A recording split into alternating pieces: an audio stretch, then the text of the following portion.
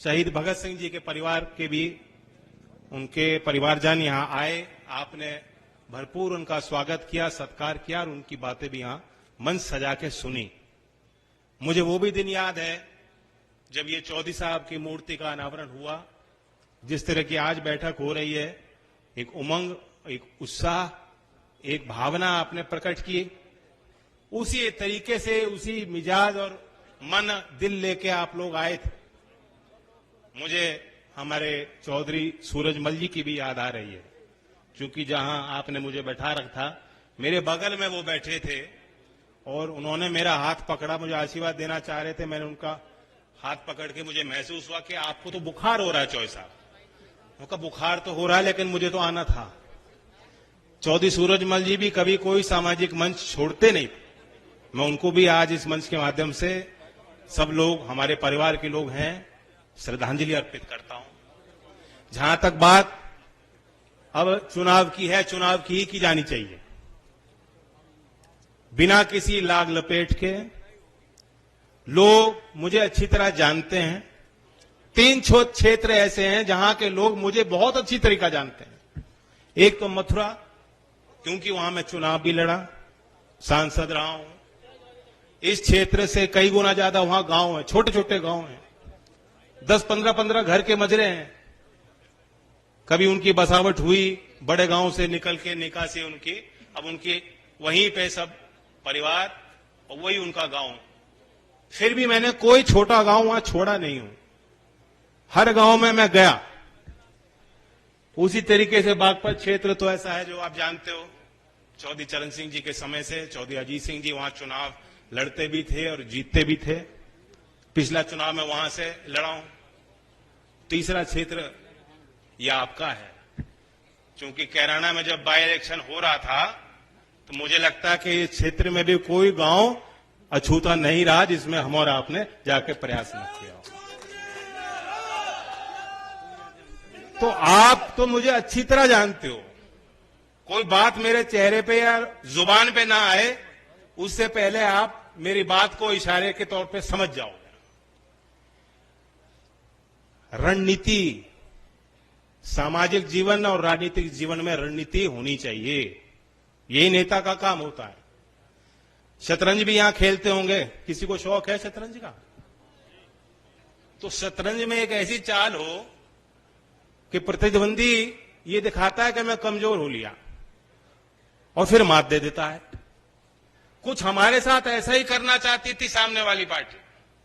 जिनके साथ हम थे वो हमें बेगम दे रहे थे और राजा मारना चाह रहे थे। बताओ,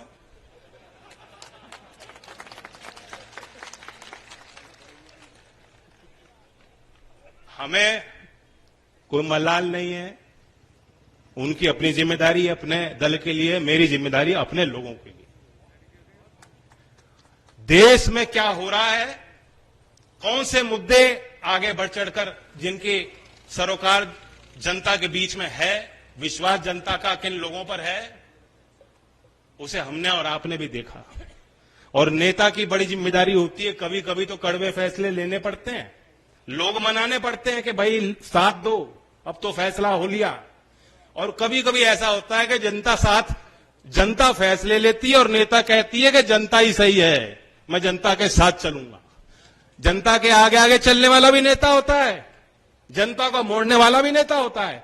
और कभी कभी जो जनता का निर्णय, जनता का मिजाज, जनता का जो मन, कौन सी बात जनता को ठीक लग रही है, उस बात के साथ खड़े होने वाला व्यक्ति भी नेता होता है।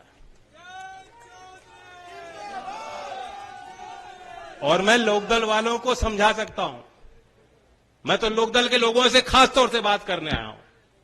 बीजेपी के उम्मीदवार हैं ही हमारे, लोकदल वाले पूरे अधिकार के साथ इनसे काम भी लेंगे और लोकदल के मान सम्मान और कार्यकर्ता के मान सम्मान के लिए हम कसर कर भी सकते हैं, ये कसर नहीं छोड़ने वाले। लेकिन मैं लोकदल के लोगों से खास तौर से बात यही करना चाहता हूं कि हमने और आपने तो संघर्ष बहुत किए। अब आप भी सोचिए, हमारे जो मुद्दे हैं, आप किसान की तरफ देखिए, किसान की अगली पीढ़ी जो है चौधरी अजीत सिंह जी क्या हमारे क्षेत्र के लिए चाहते थे? वो चाहते थे कि यहां जमीनें तो इतनी छोटी रह गई, बंटवारे होते रहे, आगे भी होंगे। सामाजिक व्यवस्था कुछ ऐसी है कि खेती के लायक जमीन तो और कम बचेंगे। जब तक कोई दूसरा स्रोत खड़ा नहीं होगा रोजगार का, खेती से अलग हटके भी औद्योगिक क्षेत्र में बहुत विस्तार होने की जरूरत है। उत्तर प्रदेश में लास्ट चीनी का उद्योग चौधरी अजीत सिंह जी ने स्थापित किया और उसके बाद कोई बहुत ज्यादा तरक्की हमने होती नहीं देखी। अब हमने देखा है कि सरकार ने जो केंद्र में है, उन्होंने एक इच्छा शक्ति उनकी है जो प्रबल है और जो दिखाई पड़ती है। इनके नजर में कोई काम छोटा नहीं होता। जब तक ये सोच हम समाज में और नेताओं में पैदा नहीं करेंगे कि काम कोई कमजोरी या छोटा नहीं होता।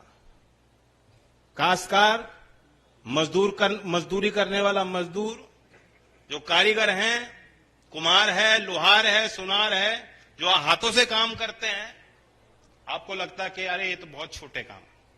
कई बार मुझे लोग आके मिलते हैं, जी हम तो बड़े छोटे समाज से हैं। मुझे टोकना पड़ता है कि छोटा समाज क्या मतलब होता है। तो ये जो छोटे बड़े की आपस में बैर करने की हमारे इस क्षेत्र में पुरानी फितरत रही है और ये रोग की तरह है। इस व्यवस्था से बाहर निकलते हो, शहर में चले जाते हैं लोग, तब भी वो जाति से नहीं ऊपर उठ पाते। यही तो चौधरी चरण सिंह जी की मुख्य लड़ाई थी। वो जातियों को के महत्व इतना ही देते थे कि उनको यह समझ में था कि मंच पे, राजनीतिक व्यवस्था में, सामाजिक मुख्य धारा में हमें ख्याल रखना है कोई भी जाति वंचित ना रह जाए। इसलिए बहुत से ऐसे समाज के लोग जिनको कभी मौका नहीं मिला, चौधरी साहब ने बीकेडी के समय से उनको चुनाव भी लड़ाया, संगठन में इन्वॉल्व किया। आज वही हम स्थिति देख रहे हैं। वही एक राजनीतिक सोच देश में विकसित करने की कोशिश सरकार में बैठे लोग कर रहे हैं। एक योजना का नाम मैं बताना चाहता हूं जो उदाहरण है, विश्वकर्मा योजना। नरेगा योजना है मजदूर के लिए, लेकिन गांव में हो या शहर में हो, जो कारीगर है, जो नाव बनाता है, जो बर्तन बनाते हैं, जो मूर्तिकार है, जो माला बनाते हैं, वही लोहार, कुम्हार, सुनार, इनके लिए कौन सी योजना बनी थी आज तक? 13,000 करोड़ की योजना है। किस तरीके से इन लोगों को हम प्रशिक्षित करें, उनको लाखों रुपए तक का लोन देने की व्यवस्था। अभी सितंबर 2023 में लॉन्च हुई प्रधानमंत्री विश्वकर्मा योजना। इसकी अभी शायद बहुत लोगों को जानकारी नहीं होगी, लेकिन हम लोग मंचों से इसलिए बताने आए हैं कि बहुत बारीकी से सोचा जा रहा है किसान और खमेरे के लिए। अब किसान की मुख्य बात है दाम की। हर फसल का दाम कैसे बेहतर किसान को दिया जाए, कैसे सुनिश्चित हो। गन्ने की फसल की अपनी समस्याएं हैं।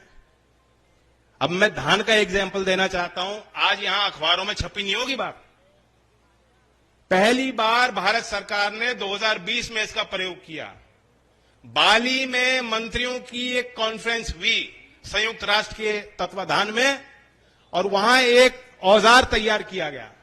5वीं बार 2020 के बाद भारत सरकार ने इसका प्रयोग किया है किसानों का बचाव करने के लिए। आपको मालूम है कि डब्ल्यूटीओ के नियम है कि भारत जैसे विकासशील देश, कृषि प्रधान देश, जितना किसी फसल का देश में उत्पाद होता है उससे 10% ज्यादा समर्थन किसानों को नहीं दे सकते। यह आज की शर्त नहीं है, आज का कानून नहीं, पहले से लागू डब्ल्यूटीओ के तहत चल रहा है। लेकिन 2020 में सरकार ने कहा नहीं, हम बड़े पैमाने पे किसानों से खरीदना भी चाहते हैं, उसका भंडारण भी करना चाहते हैं और उसका वितरण करना चाहते हैं। और अब फिर हाल में 5वीं बार भारत सरकार ने कहा कि धान की हमने total value of production $5300 crore है और हमने उसका 12% यानी 10% को लांग दिया।